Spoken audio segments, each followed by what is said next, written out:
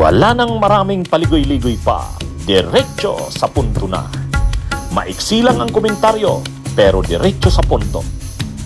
Maraming kuro-kuro, may tiwali, may totoo.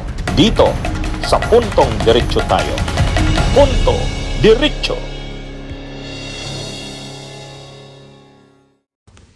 Mga kabunyog, mga kababayan, punto diretso tayo. O ito, mainit na balita ngayon. May mga nakasuhan na naman sa bilyon-bilyong korupsyon noong Duterte administration. Ito ay tungkol doon sa dati na natin itong nadidiscuss noon.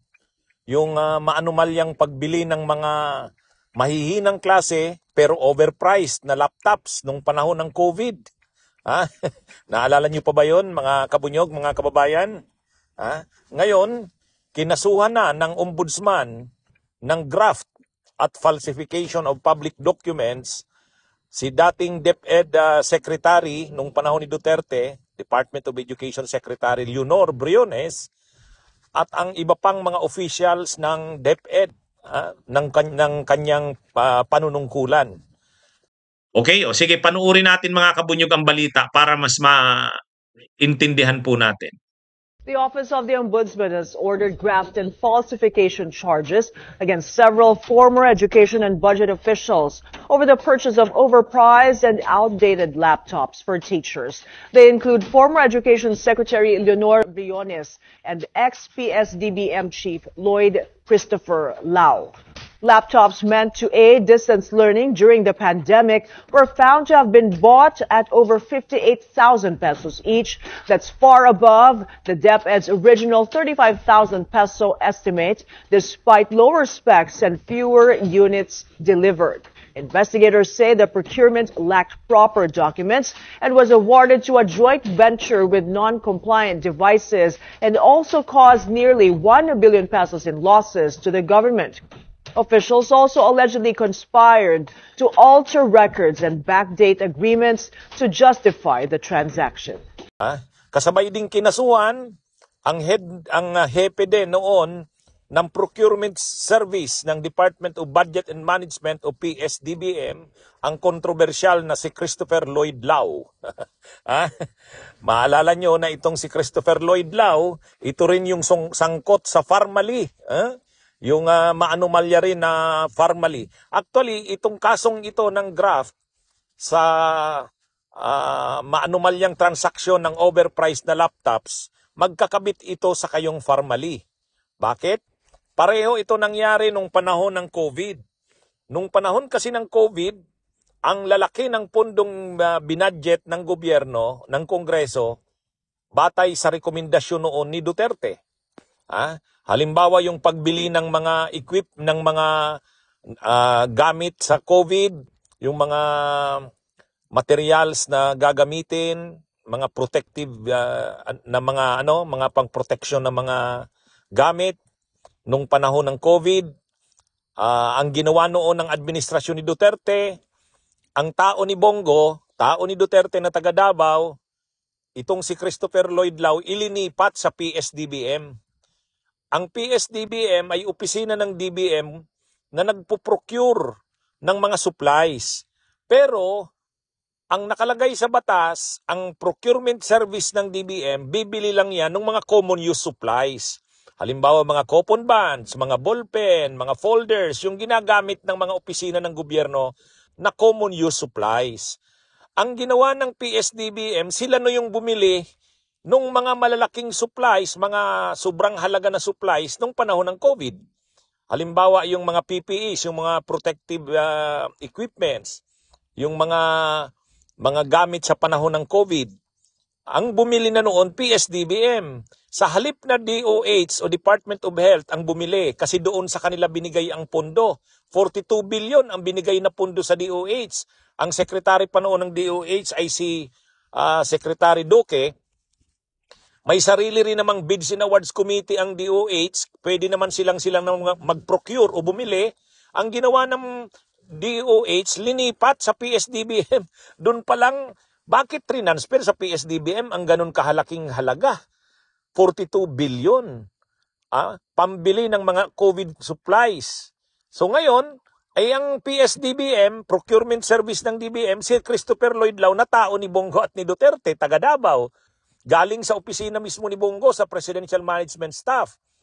Kaya maraming nagtaka niyan. Bakit ganon? Hindi pwede yon. Hindi pwedeng ang PSDBM ay bibili ng mga ng mga gamit sa COVID. Samantalang hindi nila linya yan kasi nga common use supplies lang dapat ang binibili nila. Anyway, napakalaking halaga yon. Ang ginawa naman nila Christopher Lloyd Lau, nakipagkontrata sa Pharmally. Na ang Pharmally naman ay pinunduhan, umutang kay Michael Yang dahil wala naman palang sapat na pundo o capitalization ang nasabing kumpanya. Yan yung kontrobersya ng Pharmally. Tungkol yon sa mga gamit sa COVID. Separate na allocation galing sa Kongreso ang pagbili naman ng mga laptops na gagamitin ng mga teacher sa pagtuturo. Ano naman ang nangyari? Nagplano ang DepEd na bumili ng laptops, 68,000 na units para maraming teachers ang mabigyan.